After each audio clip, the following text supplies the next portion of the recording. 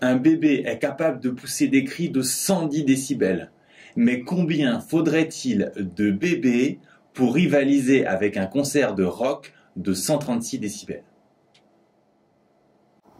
Souvenez-vous, pour augmenter de 10 décibels le niveau sonore, il faut multiplier par 10 l'intensité sonore. Autrement dit, il faudrait 10 bébés. Pour augmenter de 20 décibels, il faudrait 10 fois 10 bébés, donc 100 bébés. Et pour augmenter de 30 décibels, 1000 bébés. On veut augmenter le son de 26 décibels, donc il faudrait entre 100 et 1000 bébés. Souvenez-vous, on ne peut pas ajouter des niveaux sonores, on ne peut pas ajouter des décibels, donc on doit basculer sur les intensités sonores. On va commencer par introduire l'intensité sonore du son émis par un bébé, qu'on va noter IB, et IC pour l'intensité sonore du concert. Et ce qu'on cherche, c'est combien de bébés il faut pour obtenir l'intensité sonore d'un concert, c'est-à-dire combien de IB il faut pour faire IC. Autrement dit, on cherche le rapport IC sur IB. Ensuite, il est essentiel de savoir que dans les exercices où vous cherchez le rapport entre deux intensités sonores, il faut retourner votre formule. Vous avez L en fonction de I, il vous faut I en fonction de L. On va commencer par diviser par 10 des deux côtés. Et ensuite, pour simplifier le logarithme, on va appliquer une puissance de 10. On avait vu que pour simplifier une puissance de 10, on appliquait un logarithme. Pour simplifier un logarithme, on applique une puissance de 10. Donc on l'applique des deux côtés. Et finalement, on multiplie par I0. Ensuite, il suffit d'appliquer cette formule aux deux intensités du rapport, donc à IC et IB. On aura comme niveau sonore LC et LB. Les I0 se simplifient. Ensuite, on a des calculs avec des puissances de 10. On va soustraire les exposants. On peut tout mettre au même dénominateur. LC fait 136, LB fait 110. 26 divisé par 10, ça fait 2,6. 10 puissance 2,6, ça fait 398. L'intensité sonore d'un concert est 398 fois plus forte que l'intensité sonore des cris d'un bébé. Donc il faudrait 398 bébés pour rivaliser avec un concert.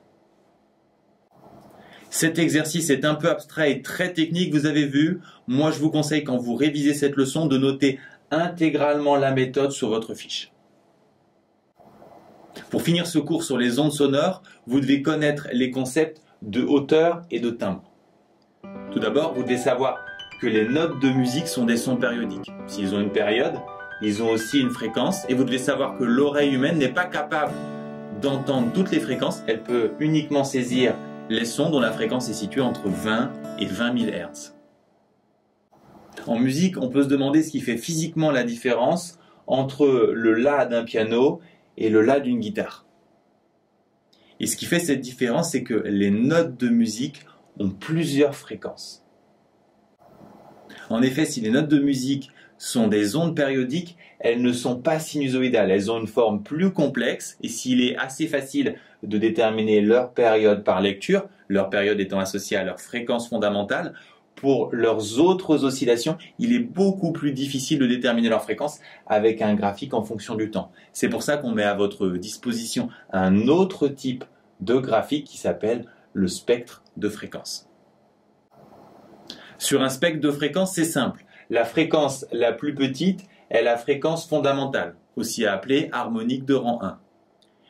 Les harmoniques de rang 2 et de rang 3 sont tout simplement des multiples de la fondamentale.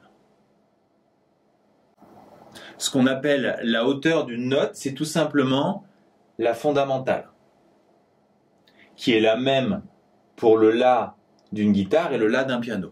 Par contre, ce qui différencie les La de ces deux instruments, c'est l'intensité respective de leurs harmoniques de rang 2 et 3. C'est ce qu'on appelle le timbre d'un instrument. Ce qu'on appelle la hauteur, c'est tout simplement la fréquence de la fondamentale. Vous devez savoir que plus la fréquence est grande, plus un son est aigu. Le La d'une guitare et le La d'un piano ont la même fondamentale, autrement dit la même hauteur. Par contre, ils se différencient au niveau des intensités de leurs harmoniques. C'est ce qu'on appelle le timbre d'un instrument. Pour récapituler, un son est une onde mécanique, progressive, longitudinale. Sa célérité dépend du milieu et vous devez avoir un ordre de grandeur de la vitesse de propagation des sons dans l'air. Il existe deux grandeurs qui permettent de mesurer la puissance d'un son. L'intensité sonore en watts par mètre carré et le niveau sonore en décibels.